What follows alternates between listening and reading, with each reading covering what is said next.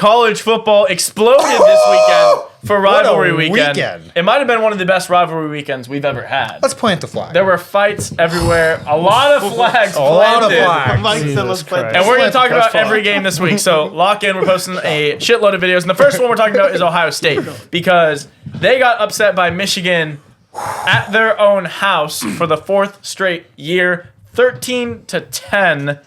Davis Warren, a stunning 62 yards passing for Michigan, ran for 173 as a team on the ground and a touchdown. Will Howard, 19 of 33, 175, 1 touchdown, 2 picks. So, Ryan, you're the Ohio State fan.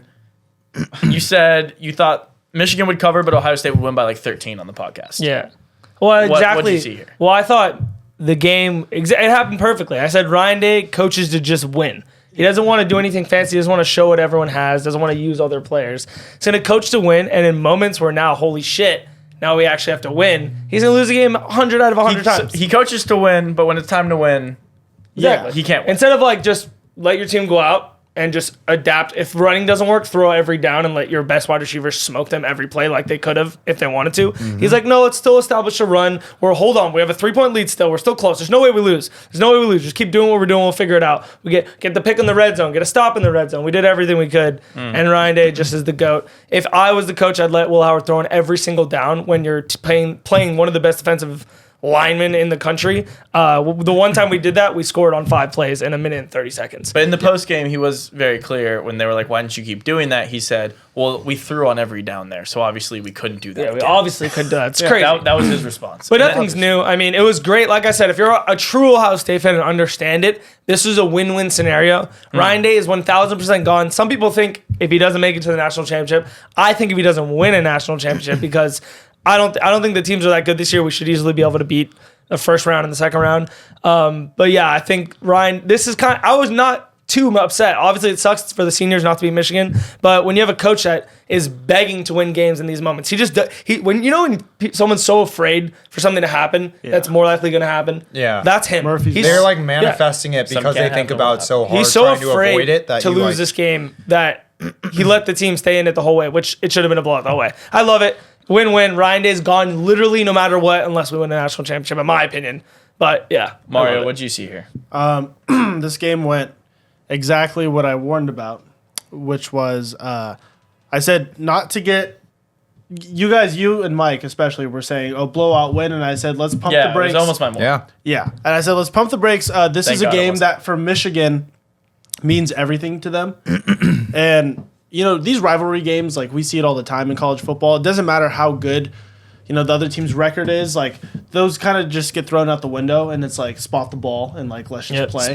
And so the Michigan players, that have been there 3 years, know this Ohio State team, have beaten them 3 years in a row. Like they don't care that they're 7-5. Like they're going to go out there and they're going to try to win because this means everything to them because obviously they can't make the playoffs. And Ohio State, like I said, the week before they were flexing their chain or something. Will Howard was, against Indiana. He put out the cigarette on the field. Yeah, and it seemed like they had all prepared that for that Indiana game, and they kind of came in with a different intensity. And then, to me, it showed like they were looking for that game, and then week, following this Michigan game, they kind of, I don't know, seemed like, oh, we're better, we're gonna win. This Michigan team's terrible, and exactly what happened. It was a tough game, and I mean, that, and you mix in Ryan Day, he does what he does best. And there's no preparation. He does what he does. Zero. I mean, he's like I said, he's elite at making teams that are elite not elite. He's one of the best. I mean, Mike, how'd you feel about this team and their loss to Michigan? Definitely surprised. Watching the game, I was just flabbergasted the entire time. In hindsight, I think it's not an easy argument to make, but I think one should be made to shift the blame off of Ryan Day. And I think it's actually going to go 100% onto their defensive coordinator. And the reason why is because it's similar to what Mario said.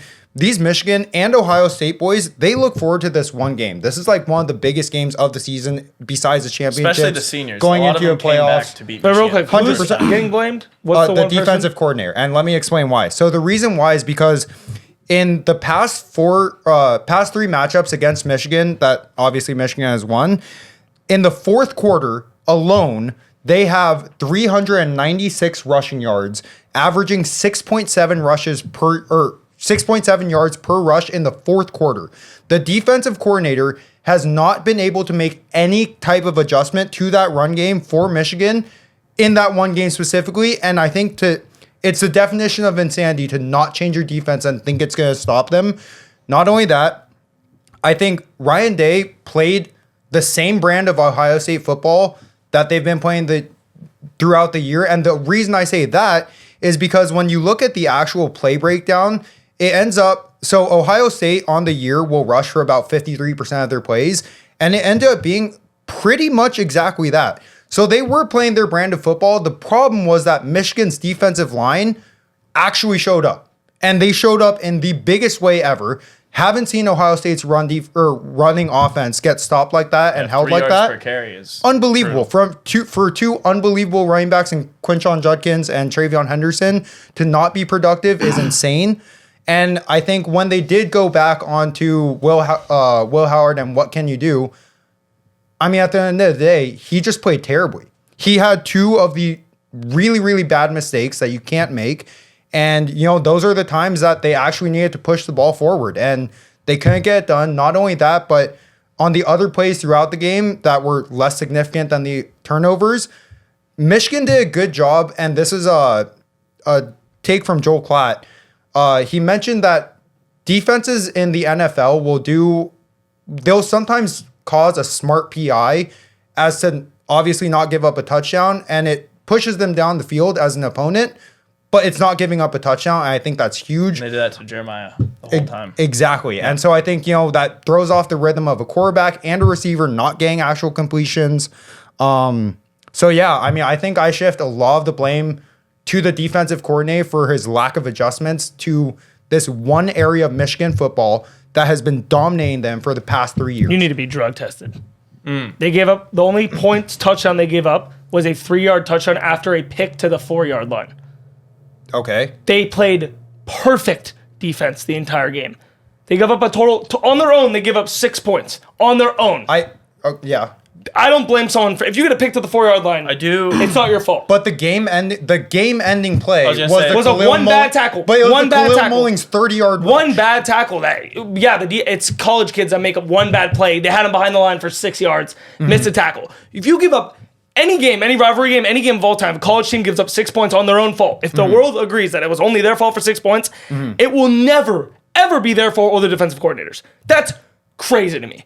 They gave up 6 points, and you're a top 5 program. If you ask that of anyone, if you ask Texas, Quinn couldn't beat a team and your defense only give up 6 points, you'd be like, that's 100% offense's fault. Yeah. Nothing to do with it. No, you're everything right. you You're said, right. it sounded like Ryan Day got out-coached mixed with Will Howard having a bad game. Well, yeah, I agree with that. I think Will Howard definitely has some of the blame. What I was going to say, to be held here. I agree with Ryan completely that their defense, from a scoring perspective, clearly did their job. Yeah. I mean, if you give up 13 points and you've thrown a pick in the red zone, that's pretty good for a college football game where the overs and unders are in the 50s typically. I don't remember what the over was for this game. 43 and a half. But I mean, 23 total. 40, yeah. It's insane. Half the points. But one thing that was very clear is Michigan doesn't throw the football No. at all. So they carried 41 times, averaging 4.5 yards a carry. That's fucking crazy. Yeah. That is fucking crazy. That's inexcusable. Their leading receiver had 1 catch for 18 yards the whole game. So they're not throwing the football. So I do agree that the fact that you're playing 2 safeties deep in many situations or like softer zone, like you make Davis Warren win the football game. And that's what I like about Michigan's defense is they made someone besides Jeremiah Smith do something. And whenever they threw Jeremiah Smith, they just hacked him. So yeah, on Ryan Day's point of view or Chip Kelly, the fact that you don't keep throwing Jeremiah Smith if they're hacking him every play, like go get those 15-yard PIs every play until you're at the 1-yard line. Then you can do what you want and run it 4 times. Yeah. I agree with that. But yeah, as far as, what this means for the team, I think this kind of showed, I mean, I know it's the Michigan game, right? And I know rivalry games are always a little special to where no matter how good each of the teams are, it's going to probably play a close game. So I don't know if this says a whole lot about the team, but I think this is the blueprint on how to beat Ohio State. I think they just showed it to everyone. I mean, Oregon, it was a shootout game, and Ohio State still put up a shitload of points. If you play tough on Jeremiah Smith and have a safety over the top and hack him when they throw in the ball, they're not going to keep throwing the ball. Ryan Day basically said it in the postgame. He's just basically said we're going to stick to our We have to game plan, the 50-50 run pass. So if every time they pass, you just don't let them catch a ball, then they're going to make Will Howard throw to someone else, like get shaky. They're going to run it on first and second down, then have to throw on third down. His throwing on third down was horrific. Will Howard played a really, really bad game. You can say it was the coach's fault putting him in bad spots. He threw 2 picks into double or triple coverage in spots and third downs where you can't throw picks. Yeah, or judgment. So I think this was the blueprint on how to beat them. It's, it'll be interesting to see when the rankings come out tonight, how they kind of view this loss. Because to be completely honest, this is one of the worst losses of any team in the top 12. Yeah. It just is. A home loss to a 500 team. The only team with a worse loss is Notre Dame to NIU. It's the only one. Georgia's losses, Ole Miss, Alabama. Texas lost to Georgia. Oregon undefeated. Penn State's lost to Ohio State. Indiana's What's lost Kentucky? to Ohio State. Ranked. Who are, Or Tennessee. 500. Oh, Yeah. No. Kentucky's a little worse than 500. I think that was their only loss, right? So yeah, that might be a Ole worse Miss, loss. But they've only lost 1 game, right? Or has Kentucky lost 2? They lost to Bama. They lost to Bama and Kentucky. yeah. That's what I thought. So Tennessee has a worse loss as well. But it'll be interesting to see how this one plays out. I think this was a pretty sad moment for the seniors. I'm not an Ohio State fan, but they look pretty fucking good I agree. because they were like, Yeah. we came back to beat Michigan, losing 4 straight. I don't see how you keep a coach after that. Like Ryan said, regardless of what happens, anything besides a national championship, it's pretty much time to move on. He's 64-4. What? Ryan Day is 64-4, and his Of what? for his career at Ohio State. What would any? There's what would I be? no What would I be way. at I odds? promise that's not true. It's like, You're His not only- counting playoffs, huh? yeah, no, I'm not counting playoffs. You're just calling regular Yeah, season. regular season, 64-4, and 3 of those losses are against Michigan. They always lost 4 games. But he's to lost Michigan. 4 years in a row, so maybe that. So have has they nothing- never lost a game? I don't know. Let's ask you. Has he No, never? they've only lost to Michigan. The only other loss was to Oregon this past. But that I was was gonna say they lost to they're- Oregon this year, 64-5 then. 64-5, I guess. but that's I mean, not that's- that's also not counting the playoffs. Yeah, Yeah. not counting playoffs. But I mean, still, that's unbelievable But by you're- every you're- head but coach that's- is saying, but that's- right? You're Like the that one is team, but that's the one team you're supposed to beat. 56-8. Don't know where that number came from. yeah. And that's Yeah. not. I mean, Jesus. Yeah, I don't know how I got that so bad. yeah. Also, just real quick, we kind of talked about when Ohio State played Oregon that Will Howard, it was his first big game. He had a little bit like some shaky moments, but he'll learn from it. Again, this was another He didn't learn from it. pressure situation Yeah. against not like a high ranked team, just like a pressure situation where you have to win. And again, At home too. At home. And I don't know. I'm not saying anything one way or the other. I'm just saying like Will Howard in pressure situations, like maybe, could be a little dicey going forward. I mean, it also if could be. I don't know. I was just gonna say if There's you a think, big difference in those 2 games. well, yeah, those 2 games are very different for sure, and the Michigan game does have a shitload of pressure as Yeah. well. But so will the playoffs. But like, let's not kid ourselves into thinking Will Howard is this top flight quarterback. He's pretty much beat out by Avery Johnson last year at Kansas State. Didn't really have a great season, and then entered the transfer portal, went to Ohio State. So it wasn't like he was. He's not. No one's kidding themselves into thinking he's like a top flight quarterback. Like when you list the quarterbacks that are going to be in the college football playoffs, out of the 12, what's he going to be? 8. 8. I do bottom think it's third. it would be max? interesting to see because we haven't seen him be the guy that they put all the pressure on in these big game situations. Like he's been the guy for all of the like easy kind of walk away regular season games, but I don't like. I guess besides Oregon, I'm interested if he could actually recover and be the guy to like, if they were to be 57% passing options this past game, how would he play then? Yeah. It gives him a little bit more he just gives me leeway. like Quinn vibes, kind of like when pressure's on. Oh, Not Quinn's- even to Quinn's- take a shot. Quinn's much I'm better just saying than like when you like Will Quinn Howard. looks amazing, and then like pressure situations, you see just like Well, they'll these let dumb Quinn mistakes, get in a like- rhythm. My whole thing in this Yeah, game was that's you true, never, too. if you don't give a college That's true, quarterback too. any rhythm. In Oregon game, his only fault, in my opinion, was the not fourth sliding. quarter. Yeah. Half a second you missed off, or you could have threw the ball, whatever. I still think it was the coach's fault. Don't get me wrong, but yes, he could have slid. Played a perfect game. I was neck to neck with Dylan Gabriel the whole time, threw like crazy. This game, he never had a second to blend. And even if he wanted to, they were running it on 3rd and 10, running it on 3rd and 8, running it on 3rd and goal. So it's like They never even. never like- got the if you don't have opportunity. trust, if your team doesn't have trust in you in the biggest game of the year, it's hard to throw the fucking ball. It's hard to. yeah. The Yeah. thing about that is true. that Ryan Day looks at the stat sheet. We watched his post game together, and he's like, "Well, we threw the ball 33 times. I think we threw it enough. We couldn't establish the run." So like in his brain, he doesn't see that. No, that's why I think it's Ryan Day's fault. Well, no, I agree, but I'm saying for this team, I'm just talking like you're in the playoffs now, right? Like this game's in the past. Moving forward, like this is how you beat Ohio State.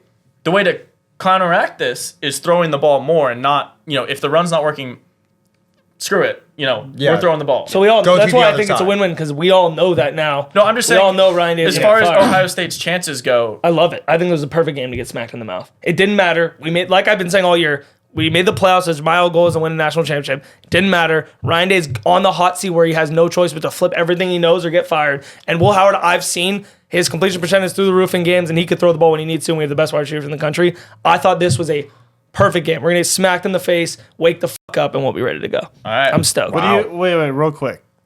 How do you feel about that after the game, planting the flag? Oh, the whole fights. I respect to Michigan. They beat us 4 years in a row. They should be able to plant a garden. The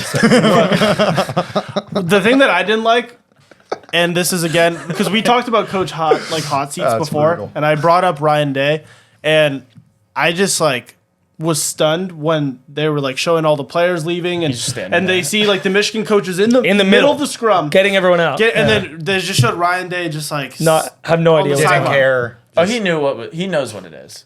I mean, there's nothing he could have done. There's no actions he can take outside of winning a natty. No, it's not that. I'm saying your players are fighting. No, and you're just on the sideline. And you're just not doing anything. To me, it's just he's not a leader. I know, but I'm saying in his brain, he's just contemplating. He knows he's out. Yeah. So there's nothing he can do to add to his case. He's just not that. He doesn't have it in him. If they win, But you can still win a national championship. I don't know. It just embodies everything about Ryan Day. Well, they asked him in the He's not a fighter. He's not when it's down to get gritty and put your teeth. He's the guy that's just gonna stand there and not go for it. Well, he said he wasn't even paying attention after the game. He was like, "Oh yeah, I'll have." He wasn't paying attention during the game. So and he also said when they asked if his team's gonna be able to rebound, he says, "I don't know."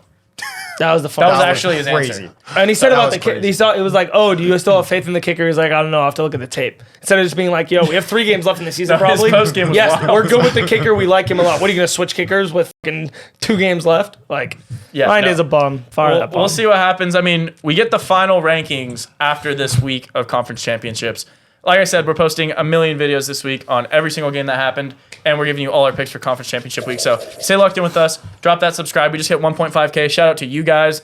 Absolute beast. And we'll see you on the next one. Grind Day. Oh. Grind it.